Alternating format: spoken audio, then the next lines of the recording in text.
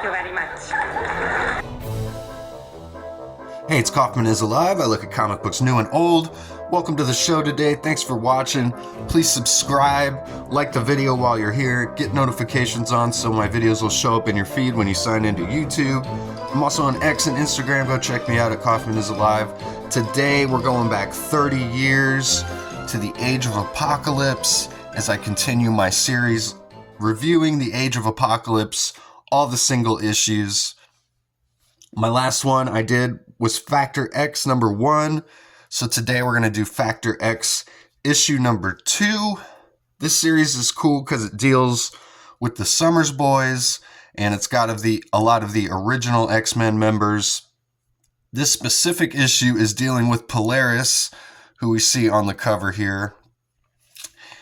Kind of an interesting cover. Some pretty garish use of colors here. I'm not a big fan of Polaris's costume at all. Seems pretty lazy, which is odd because I think all the other costumes in Age of Apocalypse are pretty cool looking on just about everybody. Cyclops, this is one of my favorite fits for him. I think the actual Apocalypse in this Age of Apocalypse, his redesign is awesome. But Polaris, I don't know what happened here. They just gave her a giant red bodysuit with her green hair. It looks pretty awful, to be honest with you. But Age of Apocalypse is just about the opposite of the Hellfire Gala. So it's not a fashion show here. And plus, she's trapped in the pins, which are the mutant jails. They've actually got humans and mutants trapped in these pens. So who knows? This could be like a prison outfit they've given her. They actually color it differently too on the interiors than they do on the cover, where it's just all red. But on the inside here, she's actually got blue gloves and boots. And she's got the Magneto-like neck piece, and that's also colored blue. But on the cover, just red. I do like all the background work here by the artist. Let me shout out the creative team. John Francis Moore is the writer. Steve Epting doing the pencils here. And he had a pretty long run on X Factor, if I remember correctly. So he does some pretty cool work in here. It's almost kind of messy, but I just love all the backgrounds. There's just all these wires hanging around on every panel and just weird machines in the background. There's dust blowing everywhere. There's mountains of skulls. Just around every panel, just all these wires hanging down and stuff. You really feel like you're in the Age of Apocalypse. It's really great. There's just pipes with wires hanging down, fire, buildings in the background that are crumbled. I mean, it really makes you feel like you're living in this Age of Apocalypse. And even as dark and dreary as it is, this is a pretty cool place. I love being in the Age of Apocalypse. It's so much fun. So basically, in this issue, we learn that Apocalypse knew about Sinister trying to turn on him, and he tells Cyclops that he may be able to take Sinister's place among his horsemen. And Havoc is just completely jealous of Cyclops, and he wants to prove to Apocalypse that he can be the horseman. So he's plotting to kill his brother Cyclops here. They go to the pens where we've got Cannonball and his sister Elizabeth Guthrie. So we got the Guthrie kids here. Havoc is threatening them, saying that they should have done a better job looking over the pens because there's some prisoners that escaped. And he tells them that they should have been called back with the rest of the Guthrie clan back in Kentucky. I do like that they got Cannonball here in this series. The Factor X team, although it's not really called X Factor, we're just following all of these characters. the team that they're actually called is like the Elite Mutant Force, I believe is what it's called. And let me go back to the beginning here. There's these characters that are being led out by this mystery man. And Polaris thinks it's Magneto, and she also thinks Magneto is her father. So that's the escape that takes place that's being referenced here. And they say that they need to talk to this Lorna Dane, which is her real name, Polaris, and get some information out of her about the escapees, because obviously they left her behind. So they question her. She says it was her father. Havoc is telling her that he's not listening to what he's saying, and she's like, it's my father. And he's just like, don't lie to me. And he punches her. And then she shoots him with her magnetic abilities and is like frying his insides. So they taser her down. And then Havoc says that he's going to hand her over to Beast. So then we see Beast in his laboratory.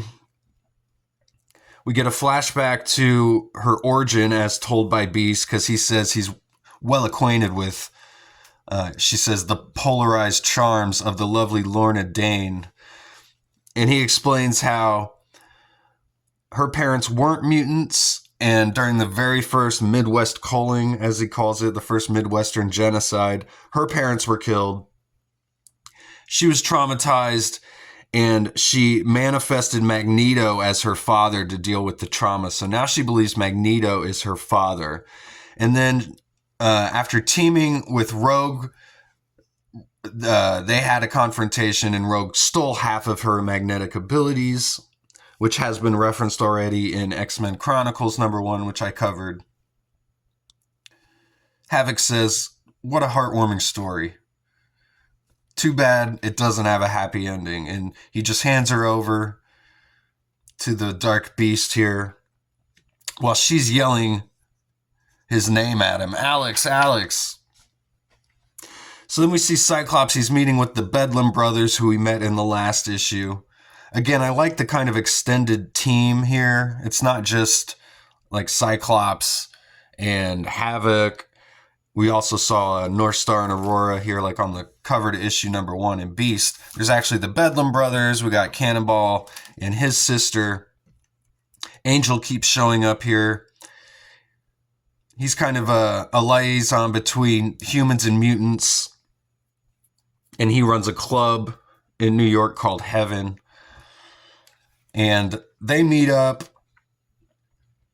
And he's telling Cyclops that he knows Sinister abandoned ship, he says. And he's just warning him about the war that's about to happen in Europe. He's saying that would be bad for business for both him and Apocalypse. So we see Havoc, who's actually got a relationship with this human singer at the club. And he's talking about how smart he is and how he thinks Apocalypse is going to realize just how cunning he is and how strong he is, and make him the Horseman instead of Cyclops once he takes Cyclops out of the picture. But he doesn't realize just how stupid he really is, because this girl Scarlet is actually working for the Human Council and giving them all the information that Havoc gives to her. She says she needs to get out of here fast because she doesn't know what'll happen if they find out she's been working for the Human Council. So then we see Beast doing a bunch of experiments on Lorna here. And right as he's about to do some brain surgery because he can't get any information out of her, she still has this electromagnetic shield around her, is what he finds out. So he can't like penetrate her into her brain and get any information out of her and find out who it was that was breaking people out of the pens. But right as he's about to do the brain surgery, Cyclops walks in and stops him, tells him they've got some accords with the humans. They can't do this kind of stuff. or it'll jeopardize the peace treaty. And Beast doesn't care about any peace treaty. He says Apocalypse is just going to turn on them and kill them all anyway once he gets what he wants out of them. And he says he refuses to halt his work because of some pretense of reconciliation with the Human Council. He says his work's more important. And Cyclops says, well, you're right about one thing, McCoy. Sinister's gone, and I'm in charge. And then he just blasts all of Beast's equipment, makes sure that he's subservient to him. Some wild hair on Beast here. That looks like some Adam Kubert hair. So he tells Beast to take her back to the pens. And she looks up and she sees Magneto. And so kind of hints at just who maybe the character was that was leading people out of the pens. And then we see once again the next night, he comes back again to take Lorna out of the pens. We see the flashing eyes, so you get an idea that it is actually Cyclops who is trying to lead all these innocent people out of the prisons. But he gets stopped by Northstar and Aurora. But Cyclops blasts one of them, and as he's about to get caught up here, Lorna uses her magnetic abilities to throw this car right at Aurora here and stop them. Cyclops realizing that she did that. I love the background here, just with like the cars and the fire. There's like buildings leaning up against each other here. It's very quaint. But again, I love the aesthetic of the Age of Apocalypse. This panel down here, you see Havoc is watching all of this. That's really well done. That's pretty cool. His motorcycle tire there. So Cyclops takes Polaris to Valerie Cooper here, which is a nice callback to the other universe X Factor books where she's a prominent character. Here she's helping the Human Council get the refugees out. And we see Cyclops reveals his face to her here. She says she didn't know she could trust him, but she couldn't take the chance when she got the call from him. And we see Havoc sees all this, gets it all on camera, realizes this is his chance that he can now take out Cyclops and replace him on Apocalypse's Four Horsemen. And we see a preview that Jean Grey will be in the next issue. So this series just keeps heating up. I think the second issue better than the first.